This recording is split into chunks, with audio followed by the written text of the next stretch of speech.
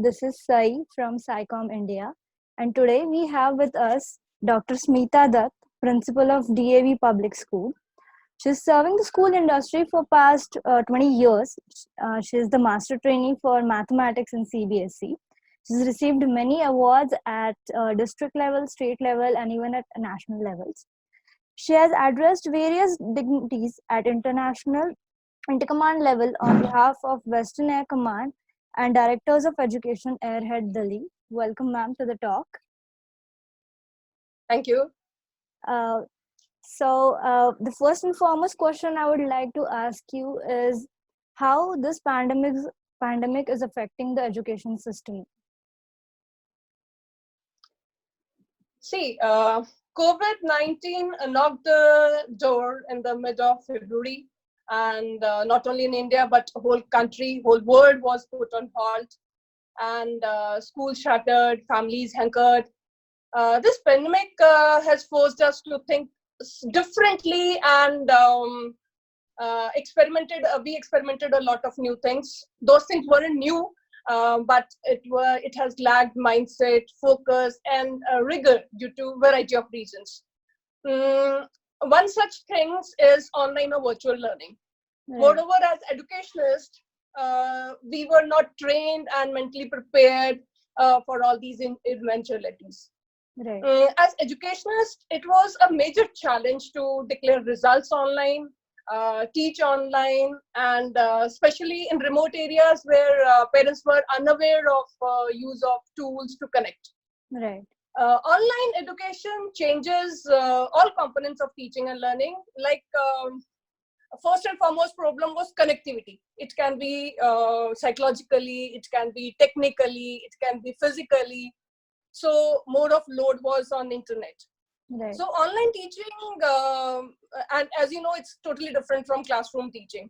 The students had a problem. They were not having books, notebooks, they were on screen, and live classes, video lectures, assignments that endanger the eyesight. Right. While attending online classes, they have to wait for their turn if they have to ask any doubt or any query. So it was like very difficult to understand and channelize because there was too much flow of information in a day. And initially, correction of the workload, of course, it's a big challenge for both the teachers as well as the students. Right. They were not like feeling connect, because that human connect is mandate when we are talking about a classroom teaching. That's right. Teachers' issues included like changing faculty and how to face-to-face online, how to manage time, how to teach, how to develop a content. Right. So a number of problems were we faced initial times. Yeah. So and management itself is a very difficult problem. As you know, it's very difficult to go with the virtual learning because we have to go with different things, different resources, different apps. Parents, it's a tough time. They are working at home. They're looking after kids. Earlier, the teachers were doing it. Now they are cooking food one side, washing clothes other side, and looking after the homework. And if a parent is having 2 or more kids, so there's like, this is my phone, this is my phone, I have to do my work, I have to do my work. They have to deal with different things. So educationally is affected all round throughout. That's right. So as a school representative, how are you planning to deal with this current situation? And what are your strategies when the school reopens once the pandemic is in a controlled state? See, I have too much to do, and that too a little time to do it. As a leader, I'm facing heat from all the corners. It's very difficult to plan, to prioritize, to streamline my work. But I'm trying to work smartly in allocating the hours of my day in virtual meetings, on emails to respond, observing virtual classes, time allocation for teachers and students, going through the content, what they are uploading for the teachers are uploading for the students on daily basis, online admissions, because this is like admission time. and looking after the welfare of my colleagues, their salaries also, because we are not supposed to take fees also. So without fees, we have to look after their salary part also. So on screen, 24/7, providing solutions to my learners, my teachers, my parents.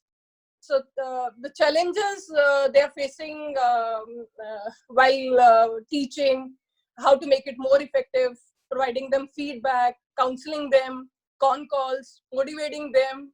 So everything I'm doing. Yes, as you said, we have when the school resumes post pandemic, when the lockdown is over. As per the Harvard University clue, they have given it is, I think, will take 2022 or 24 to normalize the things till the corona goes off. Uh, as a leader, we are like stressed and overloaded as of now.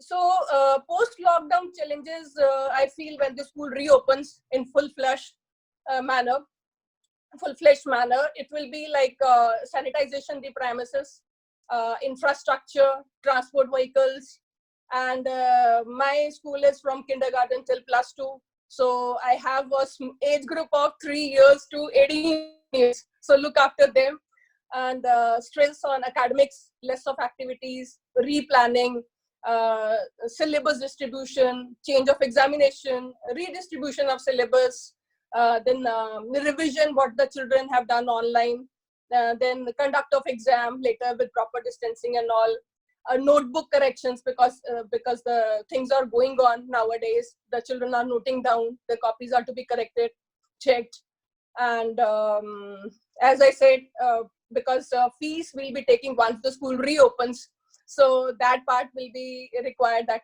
requires more urgency, and admission policy +1, because +2 the exams were like going on when we had this lockdown, class 10th and 12th. So we'll be waiting for the results for class 10 so that we can take admission to class +1. So these all things I have planned, I'm working on. And also, how would you like to inform your faculty or train your faculty members uh, regarding being a model for your students with respect to let's say the mm, the pandemic that is going on, or with respect to hygiene and other things? Sai, honestly telling, jaan hai to jahan hai. So I'm 100% sure that my teammates will definitely follow hygiene. Students will look up to the person who inspires them, who encourages them, those who have a bigger impact to learn from and to remember the rest of their lives, their role models. Definitely my DAVians will follow my mentors by sanitizing their hands, maintaining proper distance from each other in a class, in a room, as well as outside, wearing mask, using handkerchief, as well as taking care of each other, socializing with proper distancing. Namaste, Right. I think, is the best rather than going with a handshake. Handshake, that's right. Also, one more question I would like to ask.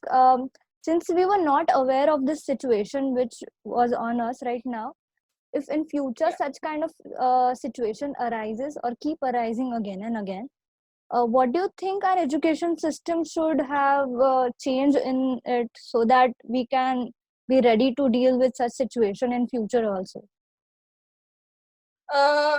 Actually, I was, this is like a little different, because I was thinking what happens post lockdown when the children will come to us, they'll be more tech savvy.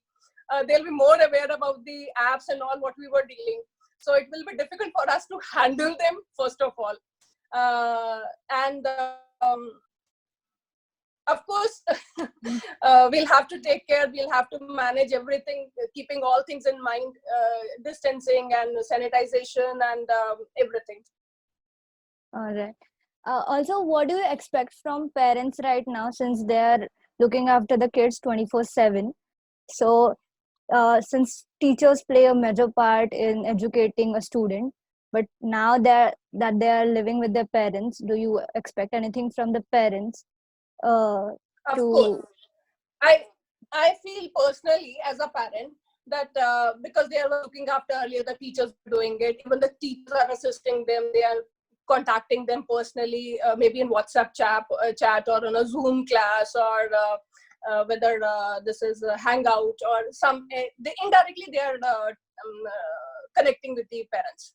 So I request the parents to have little patience. We'll be helping them out. We'll be totally taking charge of the kids. We'll be shortening the syllabus. We'll be doing everything because their kids are our kids. They have given a birth to the kid, but ultimately we are the teachers. We are nourishing them. So the seeds will be converting to a seedling and a proper plant. But they'll have to cooperate with us. They'll help out us in all corners. Maybe studies, maybe fees, maybe they'll have to take a little patience. That's right. Um, so coming towards the last question, since because of this pandemic, nature is trying to heal, and we could see the effects. From your side, from student side, what would you address in order to keep this balance maintained, or in order to keep the situation what it is right now, or furthermore improve the situation, let's say for climate change or some other environmental factors? Yes, Sai, very true. Earth is under renovation and a grand opening will be soon.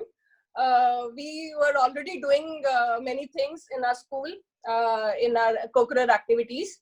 But now it's, I think, more required after hand wash and sanitization and social distancing. Need of the hour, you can say, is number one, to plant more trees. We have to grow more trees. We can gift plants to people on different occasions rather than giving gifts. We can give a plant, and we can make this planet more greener, more this is the only planet where a human being can survive, so we can make it a place for human being to live. And a second thing, I think, is no doubt we have a harvesting plant in our school campus, but I want my children to learn recycle and reuse of natural resources, especially water, because we have wasted more of the water for sanitization and all, hand wash and all. So we have to take care of the reserve of water. So I think two things are interlinked and can add to the greenery of planet Earth. That's wonderful. So this is the end of the talk. I would like to thank you for sharing your views with us, and I'm very sure that people would love to follow your views.